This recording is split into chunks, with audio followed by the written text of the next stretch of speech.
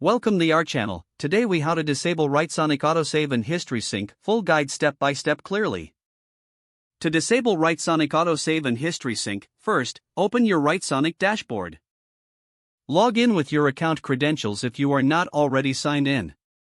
Once you are on the main dashboard, locate the profile icon in the top right corner. Click on the profile icon to access the drop-down menu. From the drop-down menu, select the Settings option. In the Settings menu, look for a tab labeled General or Preferences. Click on that tab to view your general settings. Scroll down to find the section related to autosave and history synchronization. You should see options for enabling or disabling autosave and history sync. Toggle the switch for autosave to the off position. Next, do the same for the history sync option. After making these changes, ensure that you save your settings, if prompted. Once saved, your changes will take effect immediately. Exit the Settings menu and return to your dashboard.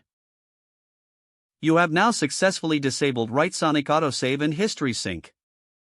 Feel free to create your content without automatically saving or syncing history. If the page does not load, refresh the browser or try again in a private or incognito window. Make sure you are using the correct email address, then retype it carefully to avoid small typos. If your password is not accepted, use the reset option and create a new strong password you can remember. Check your spam folder for verification or security emails, then complete any requested confirmation steps. Enable two-factor authentication if available to improve account security and reduce unauthorized access risk. After signing in, review your profile details so your contact information and settings are accurate and current. If you see an error message, note it down and try again after restarting your device and internet connection. Log out when you finish, especially on shared devices, to keep your account and payment information secure. If the page does not load, refresh the browser or try again in a private or incognito window.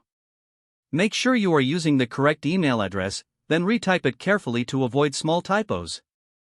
If your password is not accepted, use the reset option and create a new strong password you can remember.